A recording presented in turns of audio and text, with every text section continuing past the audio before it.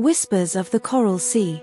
The Coral Sea was a sprawling, liquid jewel box east of the Great Barrier Reef, a place of deep trenches, underwater mountains, and reefs so remote only research vessels and the most determined fishermen ever saw them. For marine ecologist Dr. Isla Vance, it was a sanctuary. But this season, the sanctuary was screaming. Isla's research focused on acoustic ecology, the sound of the ocean. Hydrophones strung along the seafloor picked up a symphony, the crackle of snapping shrimp, the low-frequency hum of ship traffic, the songs of whales and dolphins. Lately, though, a new sound had emerged. A dissonant, low-frequency thrum, relentless and unnerving. It was the sound of a deep-sea exploratory drill. A multinational consortium had set up operations over the Queensland Trough, searching for rare earth minerals critical for modern technology. Their legal permits were in order. Their environmental impact assessments, conducted by their own consultants, claimed minimal disruption. But Isla's hydrophones told a different story. The reef's soundtrack was fading. The fish choruses were off rhythm. The turtles had changed their nesting paths. The consortium's foreman, a pragmatic man named Royce, dismissed her concerns. Sound is sound, document. It's not pollution. You can't see it, you can't measure its toxicity. Our job is to pull minerals out of the rock, not worry about fish concerts. But Isla knew sound was the water. For marine life, it was everything. A map, a dinner bell, a mating call, a warning. The drill's thrum was an acoustic blanket, smothering the language of the sea. Her breaking point came when the vocalizations of a pod of dwarf minke whales, a population she'd studied for a decade, vanished from her recordings. They hadn't moved, they'd gone silent. It was an act of survival. If you can't hear, you stop speaking to avoid predators. She couldn't fight permits or corporations. But she could fight with their own weapon, data. Isla and her small team, a tech-savvy grad student and a retired commercial fisherman who knew the currents like his own heartbeat, launched a desperate mission. They deployed every hydrophone they had, creating a dense, clandestine network around the drill site.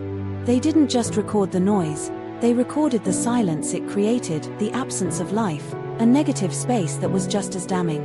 Then, she discovered something else. Not all the reef was silent. In the lee of a massive coral bommy, an ancient, giant coral head, the symphony persisted. The coral structure itself was acting as a baffle, absorbing and deflecting the worst of the mechanical noise, creating a small pocket of acoustic sanctuary. Her fisherman partner, grizzled and taciturn, called it the echo bommy. "It's like a church in there," he said, his voice full of awe. "The fish are all huddled around it, listening. Isla didn't present her findings to the company. She bypassed them entirely.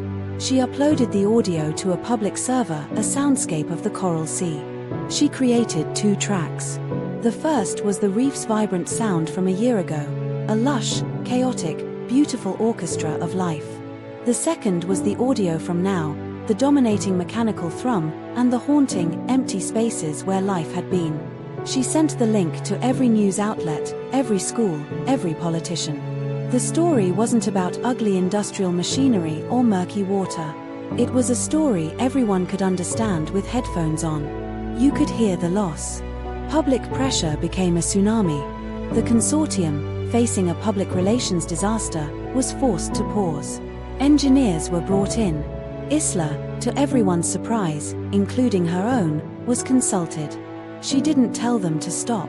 She showed them the echo bommy. She explained how structure could mitigate sound. "You don't have to be silent," she said. "You just have to be quieter. You have to make space for them to hear each other." The solution was absurdly low-tech. They began deploying large, hollow concrete structures, artificial bommies, around the perimeter of the drill site. They weren't barriers to sight or movement, they were acoustic shields. The thrum didn't disappear, but it was contained, focused, its worst effects blunted. Months later, Isla's hydrophones picked it up. Faint at first, then stronger. The snapping shrimp's crackle. The pop of a damselfish. And then, the high-pitched, questioning call of a dwarf minke whale, followed by an answer from the deep. The whispers of the Coral Sea hadn't been silenced. They'd just been waiting for the noise to stop. Isla's job was no longer just to listen. It was to make sure someone was always whispering.